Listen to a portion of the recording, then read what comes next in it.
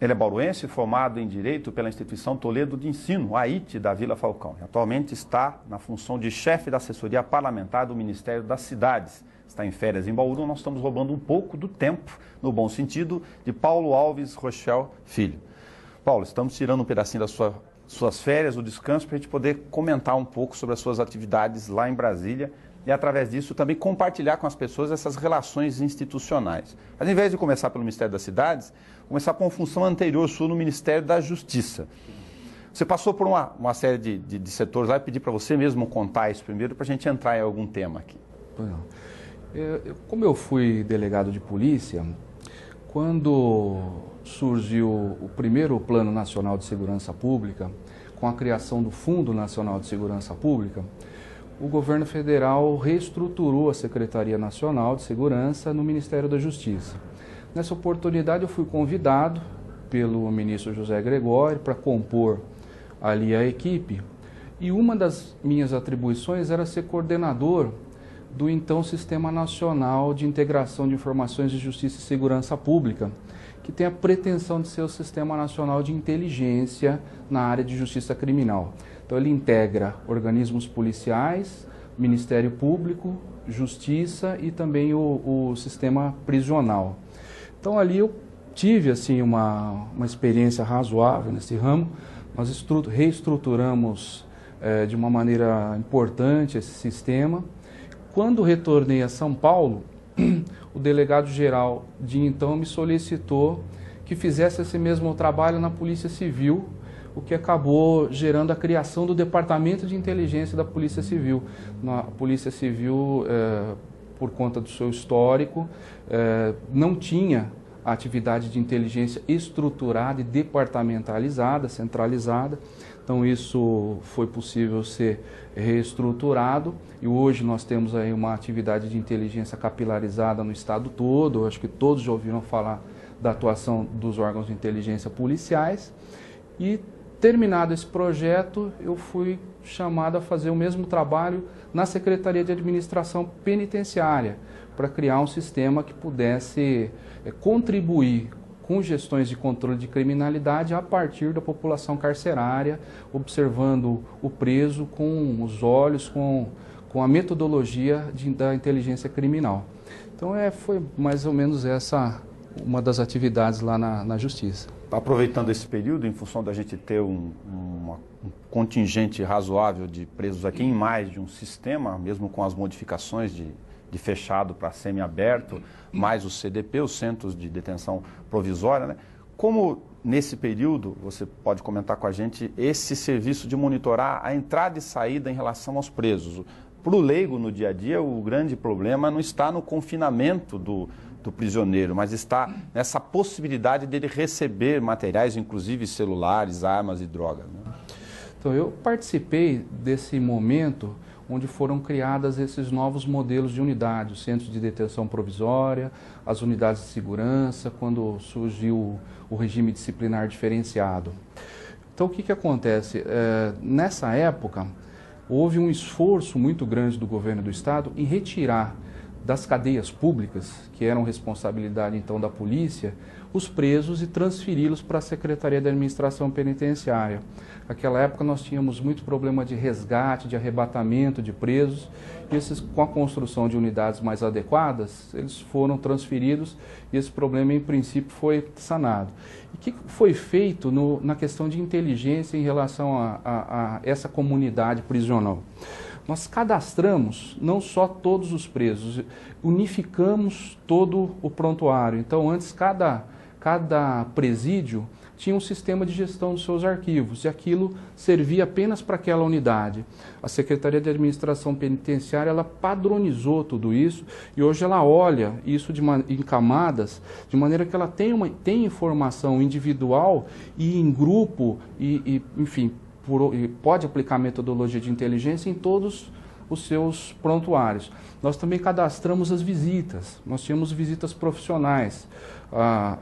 pessoa era companheira de um preso em Riolândia, era companheira de outro preso em Avaré e era parente de outro em Bauru. Então, com isso, ela transitava pelo estado durante a semana, levando informações, contribuindo com a articulação do crime organizado.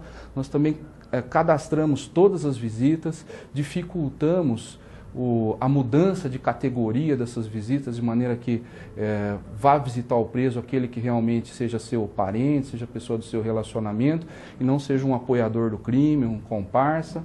Então, tudo isso foi sendo reestruturado e essas informações passadas à assessoria policial que foi criada na Secretaria de Administração Penitenciária. Então, se estabeleceu aí um elo entre a Secretaria de Administração Penitenciária e a Secretaria de Segurança Pública para tentar conter esse avanço do crime organizado do nosso estado. Me parece que o resultado, embora não seja o ideal, mas avançamos alguma coisa. A partir dessa experiência desse período, você já está numa outra função, como a gente disse no começo, a dimensão que se teve nos últimos 10 anos é de que o crime organizado conseguiu, no estado de São Paulo, no nosso objeto aqui de reflexão, se estabelecer em diferentes regionais e até estabelecer em subcamadas dentro da sua hierarquia, a tal ponto que eles tentam se organizar. Se do ponto de vista da quando vocês formaram esse sistema, se isso era real ou há muito mito nessas informações? De uma certa forma, como o efeito do crime ele é sempre danoso, ele é sempre pernicioso, ele repercute muito, nós temos uma tendência a aumentar um pouco o seu potencial, a sua capacidade real, né? Então a gente ouve aqui uma matéria em São Paulo, lá em Manaus as pessoas começam a pôr grade na janela, a contratar empresas de segurança. Eu não quero dizer com isso que nós não temos problema de segurança, evidentemente todos sofremos. Não é tão organizado como nós vemos em outros países. A característica que nós temos do crime aqui, é claro, muito voltado e muito enraizado na questão da droga. As nossas fronteiras, tanto seca quanto de mar, dificultam muito essa circunstância. Mas o que nós precisamos é de uma articulação maior entre as agências, porque o crime e o criminoso ele tem o mesmo objetivo do cidadão comum com relação ao dinheiro. Eles trabalham, né? O ofício deles é gerar recursos, gerar dinheiro. E esse dinheiro circula no mercado financeiro, esse dinheiro é rastreável. Então nós precisaríamos ter um verdadeiro sistema de justiça criminal com uma maior integração entre esses players, essas instituições que atuam nesse ciclo todo, né, vale dizer polícia, Ministério Público, Justiça, administração penitenciária, em todos os níveis, né, também no nível federal, para que a gente pudesse, órgãos de fiscalização financeira, para que a gente pudesse ir aonde a gente realmente afeta o crime, que é também no bolso do criminoso, desarticular essas organizações a partir da redução da sua capacidade de se autofinanciar. Do ponto de vista de atividade de inteligência, ainda do período do Ministério da Justiça, a sua visão sobre essa repercussão natural, inclusive com o cancelamento, neste momento, da viagem da presidente Dilma aos Estados Unidos em função do episódio da espionagem. Mas o sistema de espionagem, ele em escala institucional, existe entre os países. A questão é de como fazê-lo e respeitar os protocolos internacionais e de soberania nacional, né? Como você vê essa situação e em que estágio está, ou que você acompanhou, o Brasil nesse processo também de se cuidar em relação ao resto do mundo? Então, quando nós falamos de inteligência criminal, de inteligência policial, de inteligência aplicada para a segurança pública, ela tem uma dinâmica e uma metodologia diferente da inteligência de Estado, da inteligência que os governos utilizam para o seu progresso, para suas pretensões hegemônicas, para o seu desenvolvimento, para as suas relações internacionais. Para quem nos ouve entender, a inteligência ela é estruturada num tripé, que é a própria inteligência, quer dizer, você produzir conhecimento com a finalidade que você deseja. Então, no caso de um governo, produzir conhecimento voltado aos interesses nacionais. A contra-inteligência, que são medidas protetivas desse conhecimento, ou seja, como se defender do ataque das inteligências que são adversas, né? E a parte das operações. As operações, elas servem para buscar um dado que não está disponível. Então hoje nós temos uma imensidão de fontes abertas, a imprensa, a mídia, a internet, tem uma profusão de informações que com pesquisa orientada nós podemos produzir conhecimento. Mas existem informações que são sigilosas, que são reservadas, e essas informações, a quem interessa obter, ela obtém através das operações de inteligência, que no caso da inteligência de Estado são as questões de espionagem. Isso existe desde que o Estado começou a se organizar dessa forma. Então esse alarde que surgiu agora, na verdade foi porque houve essa falha, houve esse flagrante, mas é uma situação, ao meu modo de ver, que é irreversível. A única medida, ainda mais na era que nós estamos de tráfico de informações pela internet, a única medida que eu vejo são medidas de contra-inteligência, ou seja, nós desenvolvermos também as nossas tecnologias, as nossas metodologias, no sentido de proteger o nosso conhecimento em relação a essa inteligência adversa. Até porque, pela própria natureza da atividade, é muito difícil a regulamentação. E o que se pode fazer diante da desobediência ou do descumprimento ético ou legal de uma norma dessa? Quer dizer, os fóruns internacionais não estão habituados ainda com essa matéria, é inegável o poderio norte-americano também nessa questão. Então, o que nós precisamos fazer de momento é a reestruturação das nossas atividades de contra-inteligência, ou seja, proteger o nosso conhecimento sensível. E as duas questões centrais no mundo da questão da comunicação, que é o nosso habitat natural aqui, é o telefone, conversa telefônica, tem satélite envolvido nessa questão, os americanos são poderosos na área de comunicação, e a questão do portal aberto via internet, não tem jeito, né? Os sistemas de segurança disso, que você estava falando, que os governos têm que se preocupar cada vez mais em fazer com que informações estratégicas fiquem onde elas estão, sem acesso lá fora. Tanto que os Estados Unidos, quando iniciou a abertura da União Soviética, começaram a acontecer a reformulação dos tratados, a primeira preocupação foi justamente com a questão da tecnologia da informação, a abertura dos protocolos informacionais em favor aí de um exercício democrático, da melhor interação entre os países. Mas eu acho que nós devemos caminhar para um investimento, embora alto, de um satélite de telecomunicações brasileiro, a preservar o nosso sistema de telecomunicações, a nossa área de defesa, em função dos interesses que nós temos na Amazônia, na fronteira sul, essas questões envolvendo o pré-sal, que é uma tecnologia brasileira e muito cara, muito importante, de interesse mundial também. Então, nós temos hoje riquezas que residem no mundo da informação e que vão precisar ser preservadas, vão requerer investimento, técnicos e muito trabalho aí para preservar, porque o interesse das nações adversas, do mercado e tudo mais, não vai recrudescer, não vai diminuir em função disso. O que nós precisamos fazer é realmente nos prevenir. Vamos aproveitar a sua passagem pelo Ministério da Cidade e pedir para você comentar essa questão institucional. A gente vai explorar bastante sobre isso para que as pessoas, através desse nosso bate-papo, tenham a oportunidade de conhecer como funciona a questão da relação institucional, Congresso, Câmara e Senado, em relação a essa função onde você faz ponte mesmo de informação com o parlamentar. Então, o que nós fazemos lá é exatamente essa interação com o parlamentar, no sentido de tentar aperfeiçoar a legislação para que ela instrumente da melhor maneira possível a execução das políticas públicas do Ministério. Então, nós temos lá hoje cerca de 2.000 proposições, ou seja, 2.000 projetos de lei, por assim dizer, que a assessoria monitora. Isso demanda dos nossos assessores lá um contato direto com todas as comissões, tanto da Câmara quanto do Senado.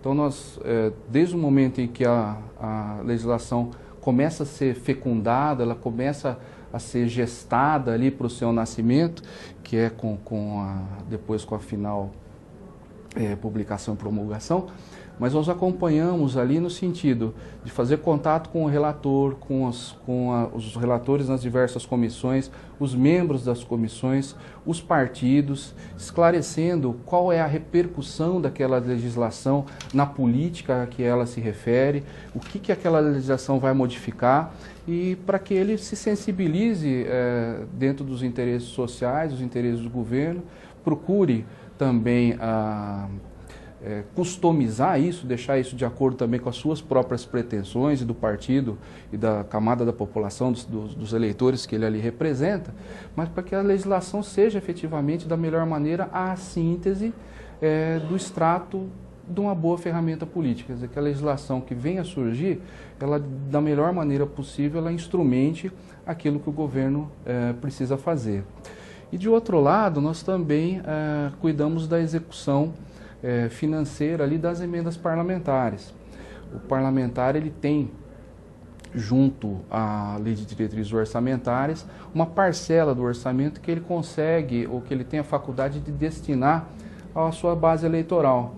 É muito comum que com esse recurso se façam aí postos de saúde, se adquiram ambulâncias, se faça uma praça, enfim, são obras assim de pequeno porte que ele destina. E naquilo que é competência do Ministério das Cidades, que são recursos na área de saneamento, habitação, programas urbanos e mobilidade, quando o parlamentar inscreve ali a sua emenda e a destina, nós fazemos essa interface com o município.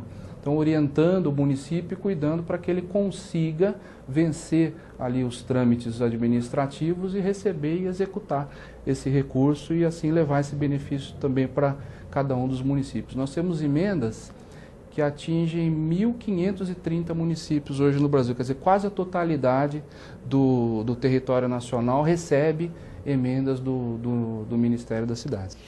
Qual o limite institucional da primeira etapa que a gente falou? Porque você tem o governo, tem a Câmara, tem o Senado e tem essas relações dos projetos de lei e os interesses institucionais naturais ou o ponto de vista da política pública da Presidência da República. E quando o tema interfere naturalmente em outros ministérios, como é que vocês fazem essas forças internas se comunicarem? Então, a assessoria parlamentar, ele é um órgão que compõe, que faz parte do gabinete do próprio ministro de Estado. Então, as nossas diretrizes são as diretrizes que são determinadas pelo próprio ministro. Então, a minha atuação, ela vai dentro de cada uma das casas, também aos partidos, em relação aos parlamentares, às bancadas, às frentes parlamentares, aos partidos. Agora, quando a matéria tem uma importância política maior, a negociação que eu digo no bom sentido, a negociação no trato político, o aperfeiçoamento da legislação, ultrapassa a minha capacidade, aí essa questão ela é levada num foro que é da Subchefia de Assuntos Parlamentares, que é um órgão da Secretaria de Relações Institucionais da Presidência da República, e lá nós recebemos o apoio da Presidência, interagimos com esse órgão no sentido de mobilizar bancadas de governo e partidos para que a legislação possa caminhar no sentido de auxiliar, de contribuir com as ações do Executivo. Na questão das emendas parlamentares, a relação com os municípios. Muitos dos municípios brasileiros, apesar do advento positivo da questão, por exemplo, do Estatuto das Cidades e do aperfeiçoamento das legislações, em cidades de porte médio, como aqui em Bauru, a gente costuma cobrar o prefeito de que se não há bons projetos, ou sequer se há projetos, é muito difícil acessar recursos federais e todas as exigências mais novas da legislação, que é natural do ponto de vista financeiro e jurídico. Você falou que atinge mais de 1.500 municípios, é quase o país todo. Os pequenos municípios estão preparados para apresentar projetos? Então, a dificuldade que nós temos hoje é que, eu costumo dizer que o projeto, ele é filho do planejamento. Então, naquelas localidades onde não existe o planejamento, onde o planejamento urbano não é tradição, eles têm dificuldade na concepção dos projetos. Então, o que o Ministério tem feito nesse sentido? Quando são oferecidos recursos públicos, parte desse recurso já vai para auxiliar o custeio do próprio projeto executivo. Então o município ele fica com a incumbência de redigir ou de elaborar o projeto básico, que é uma peça mais sucinta e também de custo menor, de maneira que ele pode suportar, e o projeto executivo, ele agora tem sido custeado também com recursos que já são destinados pelo governo federal dentro do escopo do próprio projeto. Os municípios também têm tido dificuldade, até porque demandas que são individuais, muitas vezes são difíceis de resolver. Nós temos, por exemplo, questão de resíduos sólidos para o ano que vem.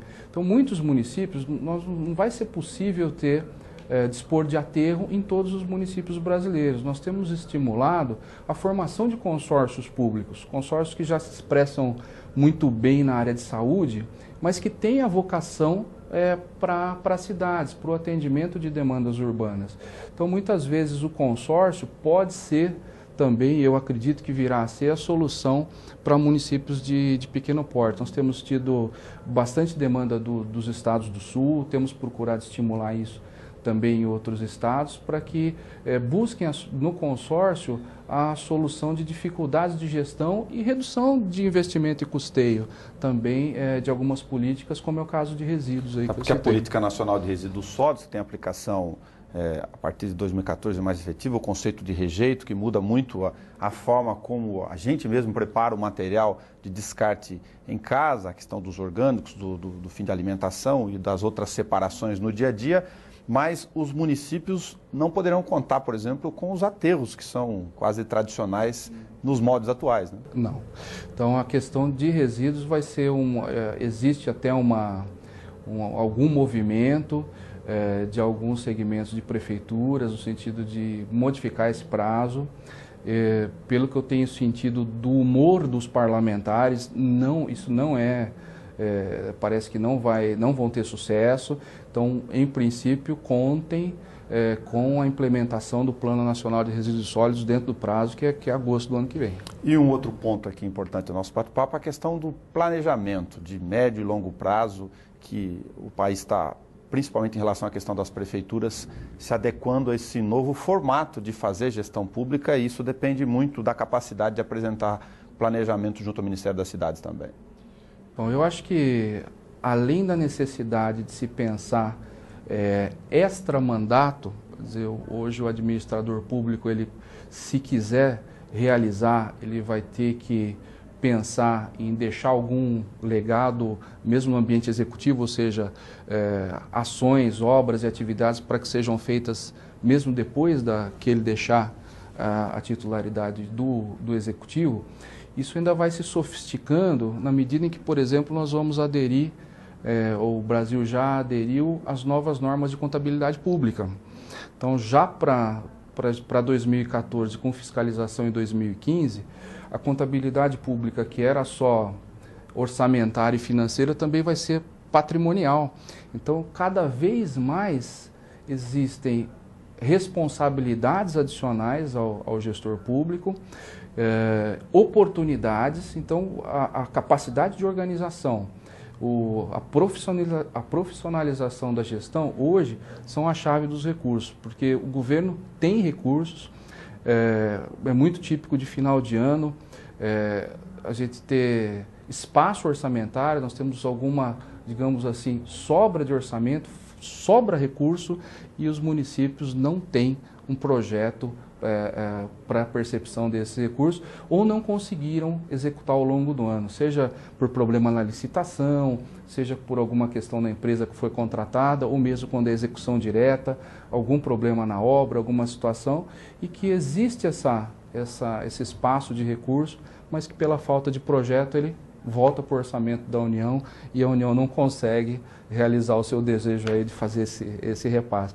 Parece até contraditório, mas o esforço que nós fazemos, né, com contato telefônico, com e-mail, com workshop, com reuniões locais, para esclarecer os gestores de como fazer para receber o recurso, é uma coisa assim que está muito impregnada no nosso dia a dia. A gente se esforça demais, e eu acho que é uma fase da gestão pública brasileira. Eu acho que dentro da necessidade que nós temos de controle dos gastos públicos, nós vamos chegar ainda num ponto de equilíbrio onde os recursos vão conseguir chegar com mais agilidade e ser aplicados com maior eficiência. Uma curiosidade nessa relação, as duas, é que por isso talvez em boa parte é que sobrem recursos do orçamento desses projetos no final do ano, se isso é real, e de que a capacidade dos municípios, em alguns casos, fica tão aquém que tem uma espécie de call center para orientação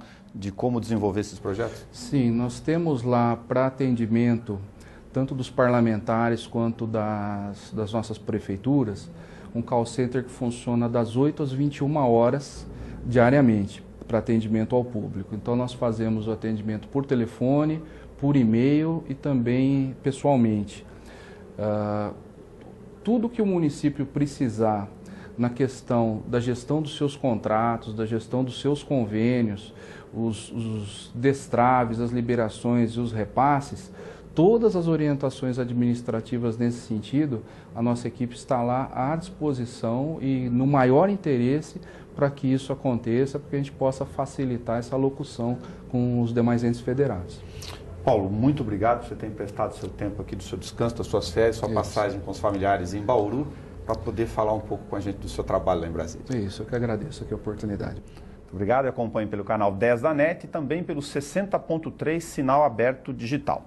Até o nosso próximo programa.